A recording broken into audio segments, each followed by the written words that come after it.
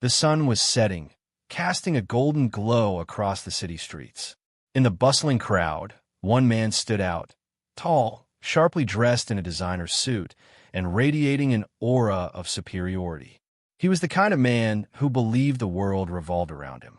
His confident stride, sharp jawline, and expensive cologne left a trail of whispers as he passed by.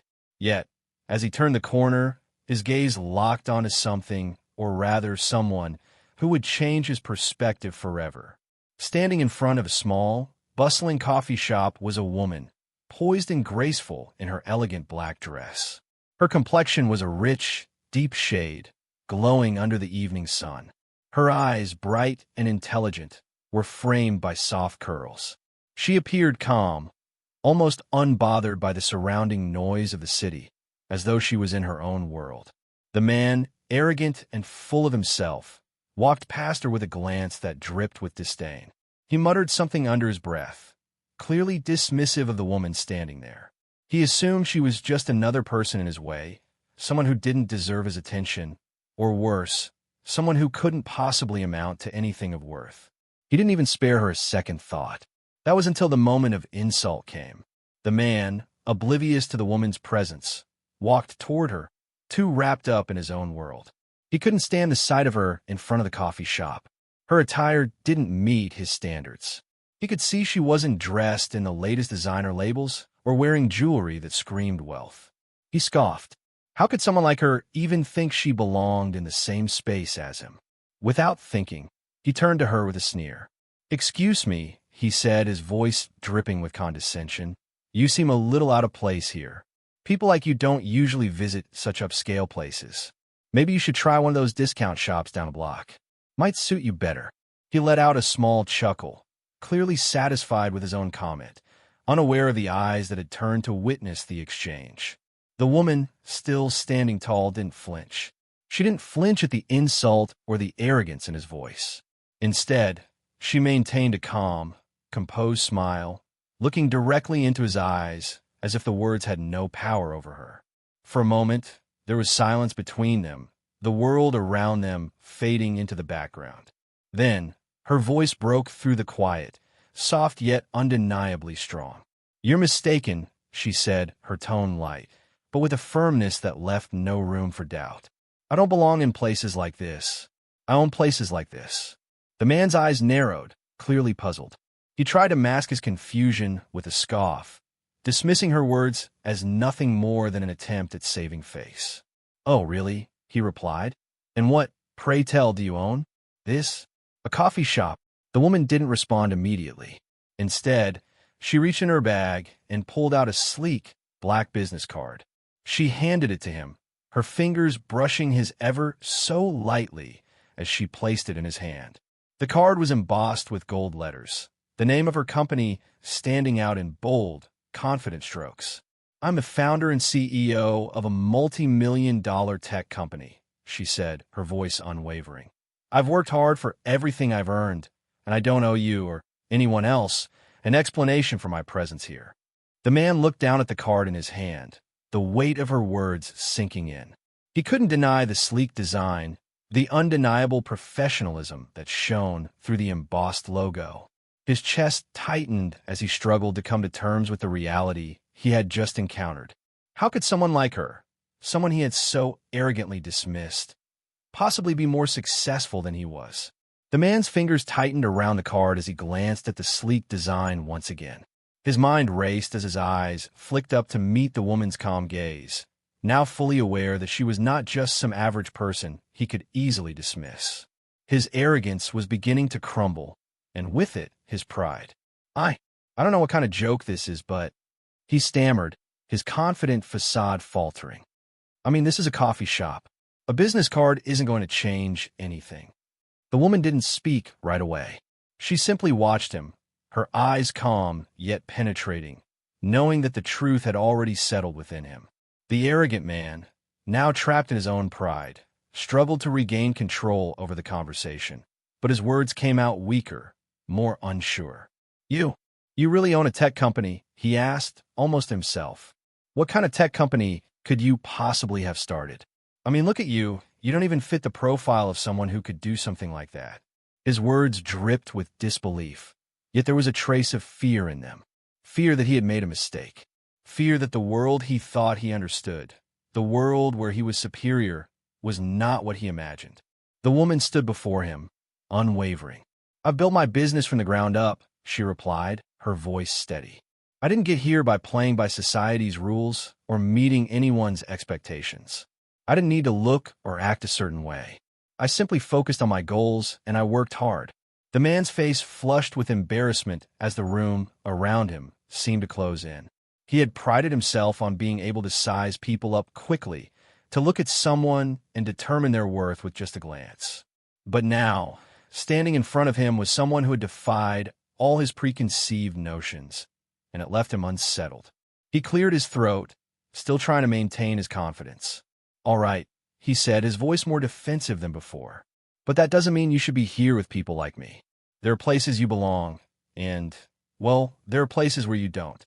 People like you shouldn't be in the same space as someone like me." The woman let out a soft, almost imperceptible laugh. "Let me tell you something," she said, her voice steady, but carrying an undeniable force. "It's not about the place you're in or the people around you. It's about your mindset, your perception. The real value of a person is not determined by the clothes they wear, the car they drive, or the opinions of others. It's about who they are inside and what they're capable of achieving." She paused, her eyes locking with his. "And you, my friend, are stuck in a world that only values appearances. That's your mistake." He froze.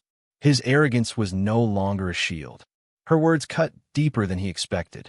He hadn't anticipated this woman to speak with such authority, such wisdom. She wasn't just someone who could teach him about success. She was showing him how his arrogance had prevented him from seeing the true value in others. The woman's calm presence filled the air, contrasting the man's flustered, defensive energy. She could sense his growing discomfort, but she wasn't in a rush to show him sympathy. She had been in similar situations before. People, especially those full of pride and arrogance, often didn't like having their worldview shattered. With a deep breath, she set her coffee cup down, wiped her hands, and finally decided it was time to share her story. "You know," she began, her voice even and clear, "it's not always about what you see on the surface.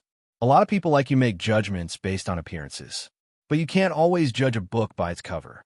The man scoffed, but he knew that this wasn't just an ordinary conversation anymore. She wasn't the woman he had initially pegged her to be. "Go on," he said reluctantly, though he had no idea what she was about to reveal.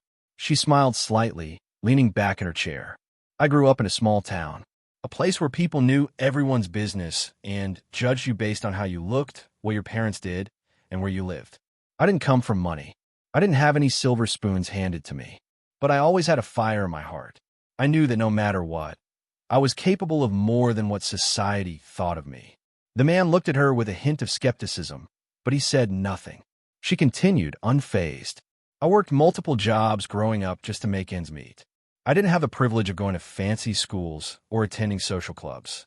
I worked long hours in retail, answering phones in a call center, doing whatever I could to save a little. And while everyone around me was focused on partying or climbing the social ladder, I was always trying to figure out how to build something bigger, something that would make a difference."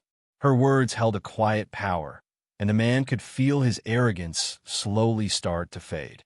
He hadn't expected this kind of story. He had thought she was just another person caught up in the idea of appearing successful, but what she was describing was a story of grit, sacrifice, and resilience. "I remember one night," she continued, "working at a dead-end job, listening to people complain about their lives, all the while knowing that I was capable of more. But I kept going, working on my idea for a tech startup late into the night. I didn't have a lot of resources, and I certainly didn't have the network that people like you seem to take for granted. What I had was determination. I spent hours on the phone, building connections, learning everything I could about the tech industry." The man's arrogance had given way to curiosity. He leaned forward slightly, his earlier bravado now absent. "So, you really started from nothing?" he asked, disbelief still lacing his voice. "Yes," she replied firmly, "from nothing. But you see, That's where the real wealth comes from. Not for what you inherit or what people assume you have. It's from creating something for yourself and learning how to navigate the obstacles. I didn't just create a tech company.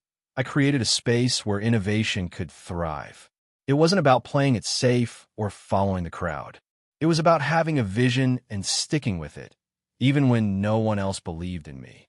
The man sat back, processing her words. He was beginning to understand that there was a deeper layer to her than just her wealth. She wasn't just a rich person. She was someone who had fought her way to the top, not by privilege or chance, but through relentless effort and a belief in herself. But why keep it hidden? He asked, his arrogance giving way to confusion. You could have told people about this, flaunted it a little. Why are you sitting here in a coffee shop, acting like everyone else? She smiled knowingly, her eyes gleaming with wisdom. Because the world doesn't need to see everything you have to believe in your worth. I'm not here to impress anyone. I'm here because I believe in something much bigger than status and appearance. I believe in legacy, in creating something that outlives you. Her words hung in the air, powerful and direct. The man could feel the weight of her statement. She wasn't just talking about money. She was speaking about something far more valuable. Purpose. Silence wrapped the room like a soft blanket.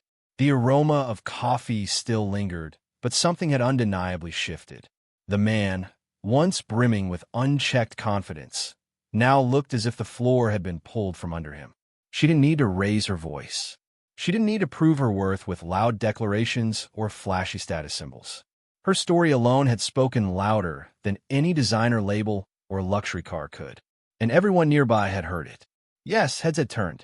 People were now subtly glancing her way, not with pity, as some might have earlier, but with quiet respect. It was as if a spotlight had been turned on, not because she demanded attention, but because her truth was too powerful to go unnoticed. The man looked around, noticing for the first time that others were watching. He swallowed hard. "You're a tech entrepreneur?" he asked, his voice noticeably softer now. She nodded. "That, and an investor. I also run a mentorship program for young Black women in STEM. I know how it feels to be overlooked, so I've made it my mission to make sure other girls don't have to fight quite as hard to be taken seriously." That last part hit him like a punch to the chest. He had judged her by the same shallow criteria he probably judged most people. Yet here, she was a woman whose wealth wasn't just financial, but spiritual, intellectual, and emotional. "I had no idea," he muttered, almost to himself. "That's exactly the point," she replied, her gaze steady. "You never even thought to ask. You assumed. That's how people lose opportunities. That's how they lose people. Because they're too busy looking down to notice the greatness that's already standing in front of them." Her words weren't cruel. They weren't spoken in vengeance or as a means to humiliate him. They were said with compassion, the kind that cuts deeper than anger ever could. A waitress who had been wiping a nearby table suddenly stopped and turned.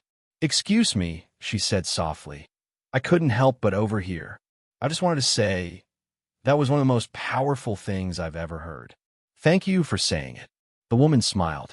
"Thank you for listening." The man looked around the cafe. Something was crumbling inside him. The walls of ego he had built so carefully. For years, he had relied on appearances, on assumptions, and on playing the role of the dominant one in the room. But here, now, that illusion had collapsed. He leaned back, sighing. "I guess I have some thinking to do," he admitted. She tilted her head slightly. "We all do." And in that moment, the power dynamic had completely flipped. But not in the way people often imagine power. Not in a hostile takeover or a shouting match. It had changed through elegance. Through the quiet command of a woman who didn't need to prove anything. Because her existence, her journey, and her dignity spoke volumes. The man now looked at her differently. Not as someone he had once scorned, but as someone he genuinely respected. For the first time, he saw her. Not just the woman in the simple dress with natural curls and no visible jewelry, but the powerhouse she truly was. A creator, a mentor, a leader. "I'm sorry for what I said earlier," he whispered. "Thank you," she said simply. She didn't need to rub it in. His apology was enough. She didn't forgive for him. She forgave for herself, because holding on to other people's smallness was never worth it. Just then, another voice piped up, this time from a young girl sitting a few tables away with her mother. "Mommy, I want to be like her when I grow up," the girl said, pointing subtly toward the woman. The mother smiled, clearly touched. "Me too, sweetheart. Me too." The woman's eyes softened. She had seen a million faces like that young girl's before, full of hope, unsure of whether the world would accept their brilliance. And in moments like this, she was reminded of why she kept going. The man stood slowly, no longer puffed up or self-important. He extended his hand, not expecting anything in return. "I hope you'll let me buy your coffee today. It's the least I can do." She looked at him, then at his outstretched hand, and gently shook it. "Thank you. But consider donating that amount to a young woman who needs her first laptop. That will be even better." He nodded, humbled. "I will." As he walked away, a few patrons gave him looks, not of ridicule, but as if they were witnessing someone who had just undergone a much-needed transformation. And in truth, he had. The woman picked up her cup again, calm and collected. Nothing about her had changed, but everything around her had. Power had shifted, but hadn't roared. It whispered, and everyone had heard it. Long after the man had walked away and the cafe returned to its usual hum of espresso machines and light conversation, a deep stillness lingered. Not the kind that brings discomfort, but the kind that follows revelation. It was as if the very air had shifted. The woman sat back, sipping her now lukewarm coffee. A small smile played on her lips, not one of triumph, but of peace. You see, this wasn't the first time someone had misjudged her. And sadly, it probably wouldn't be the last. But each time it happened, she chose the same response, grace over ego. Not because it was easy, but because it was necessary. Because every time she responded with strength cloaked in stillness, someone else watching would learn. This is how you carry yourself when the world tries to shrink you. Her phone vibrated on the table, a message from one of her mints. "Saw your TED Talk again this morning. Needed it. Thank you for never letting the world dim your light." She sighed softly.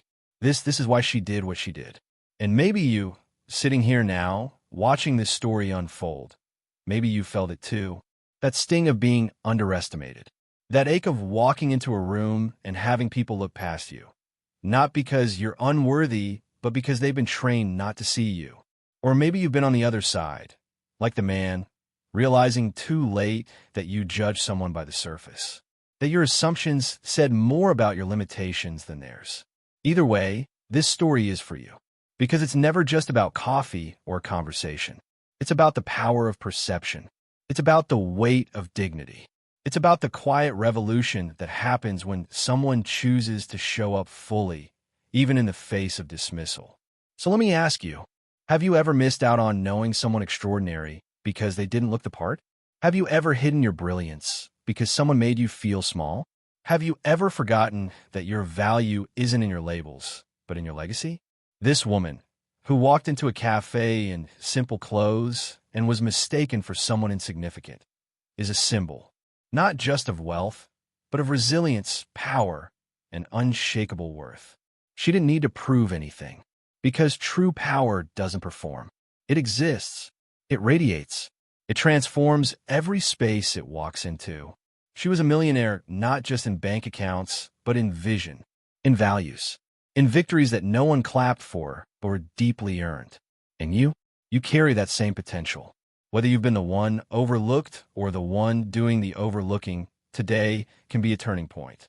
For the young girl in the cafe, pointing and saying, "I want to be like her," the memory will live on. That one moment showed her what was possible, that grace and greatness can coexist, that she doesn't have to scream to be heard. She just has to walk in her truth. For the man who walked away changed, maybe he'll never judge a book by its cover again. Maybe he'll raise his own daughter with more awareness. Maybe he'll invest in potential before privilege. And for all of us watching, let this be the reminder we didn't know we needed. Your worth was never up for debate. It doesn't lie in your clothing, your skin color, or your job title. It lives in your kindness, your courage, your story. So the next time someone looks at you and assumes you're less than, Don't try to match their energy. Rise above it. Let your truth do the talking. Let your presence be the protest. And if you're in a position of power, whether big or small, use it to lift others. See them, hear them, honor them before the world gives you a reason to. Because what the world truly needs isn't more arrogance disguised as confidence, but more souls who lead with humility, authenticity, and quiet power. Just like her.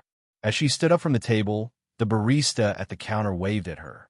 "Your next drink is on the house, ma'am," he said, a smile on his face. "Thank you for what you said. We needed that today."